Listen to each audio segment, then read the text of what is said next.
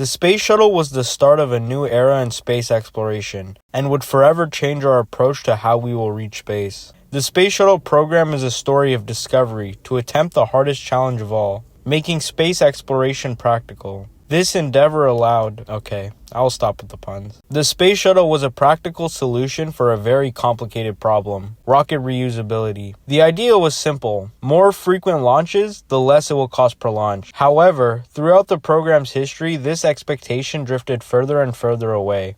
In this video, I'll go over why the space shuttle was introduced, what it achieved, and what it didn't achieve, what was the cost, what happened to it, and what happened after. So let me explain. On July 20th, 1969, humans landed on the moon. It was the ultimate goal of the Apollo mission, an insane dream aimed higher than the sky itself. Just one problem though: what's next?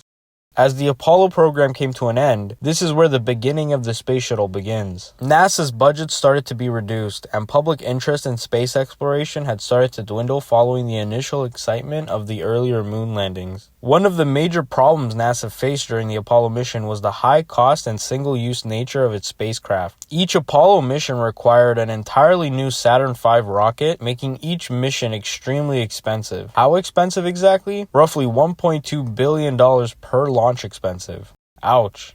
Anyways, shortly after, NASA launched Skylab, the United States' first space station, in 1973. Although it was successful, NASA and the Air Force identified the need for a new partially reusable space vehicle, leading to the Space Shuttle program. NASA initiated studies and contracts with aerospace companies, ultimately deciding on a delta wing orbiter with an expendable tank in 1971. And in June of 1974, Rockwell International began the construction of the first space shuttle orbiter. This orbiter was initially named Constitution. How American, right? However, the name was later changed following a successful campaign by fans of the television show Star Trek, who influenced NASA to name the orbiter after the iconic starship from the series, Enterprise. Enterprise was designed as a test vehicle, which meant it was not equipped with engines or the thermal protection system necessary for spaceflight. Instead, its primary purpose was to validate the shuttle's design and to conduct approach and landing tests to ensure that the vehicle could safely return from space and land like an aircraft. This design focused on the aerodynamic aspects and structural integrity needed for atmospheric flight, and did not have full spaceflight capabilities. Construction of the Enterprise orbiter was a significant engineering feat and was completed on September 17, 1976. After its completion, Enterprise was transported to Edwards Air Force Base in California. This location was chosen for its extensive testing facilities and its long dry runways, which provided a safe environment for the flight tests, which helped develop the orbiters that would actually fly. The first orbiter to do this goal was Columbia on mission STS-1, the first of 135. It was a success, achieving all primary objectives and safely returning the crew to Earth. But the most important part is the concept worked.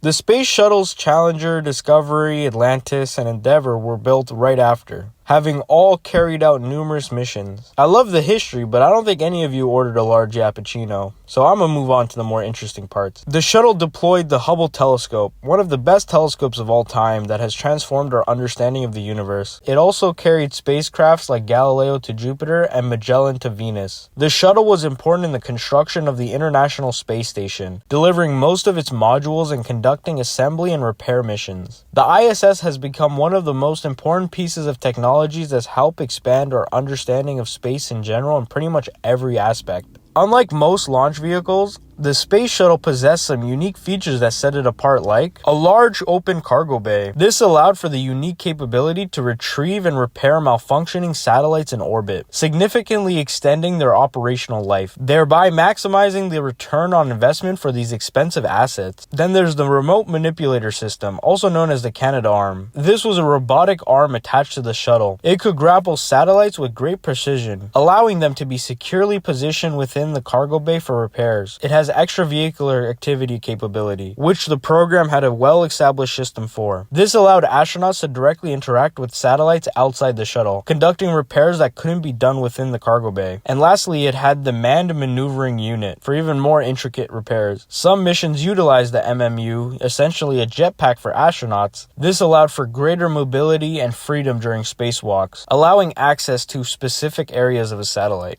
Now, all of these features and cost effectiveness sounds nice, but wait, how much does it all actually cost per launch? The total budget of the Space Shuttle program was estimated at $221 billion, and the whole point of developing the Space Shuttle was to reduce launch costs. It did the opposite by leading with higher initial development costs and costing more over time as the orbiters got older. The shuttle did not achieve the planned launch frequency of 24 missions per year. Early safety estimates were also overly optimistic, with re-evaluation showing a much higher risk for catastrophic failure. The most important and consequential costs of the space shuttles were the two disasters. First, on January 28, 1986, 73 seconds after launch, 46,000 feet above the Atlantic Ocean, the Space Shuttle Challenger broke apart, killing all 7 astronauts. Record low cold temperatures on launch day reduced O-ring flexibility, which caused hot gas to leak through the joint, causing structural failure and then total failure of the O-ring seals in the shuttle's right solid rocket booster.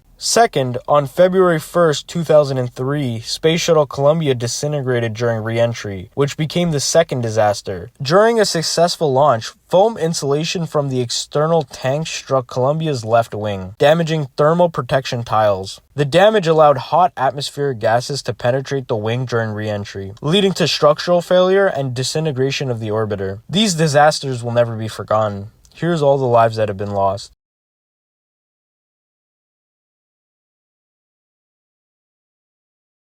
And after these disasters, the exciting times are behind us with the shuttle. As the shuttles are used more frequently, the problems and costs start to add up. The shuttle started to exceed the cost per launch target and reached almost $1.5 billion per launch. Remember, the Saturn V cost per launch was around $1.2 billion. The program was faced with significant safety concerns, and since the orbiters were all aging, maintaining and operating an older fleet became increasingly costly and complex. With the Space Shuttle program ending on July 21st, 2011, which allowed NASA to shift its strategic focus towards deep space exploration and commercial partners for low Earth orbit activities. The retirement of the shuttle allowed NASA to reallocate resources and funding towards these new objectives. After the retirement of the Space Shuttle, NASA faced the immediate challenge of maintaining a human presence on the International Space Station. Without its own transportation system, NASA relied on the Russian Soyuz spacecraft for carrying its astronauts to and from the ISS. NASA initiated the Commercial Crew Program with the goal of fostering the development of American commercial spacecrafts that could transport astronauts to low Earth orbit and the ISS. SpaceX developed the Crew Dragon spacecraft, which is launched on top of a Falcon 9 rocket. Crew Dragon, also known as Dragon 2, is a reusable spacecraft designed to carry up to 7 astronauts. Boeing developed Starliner,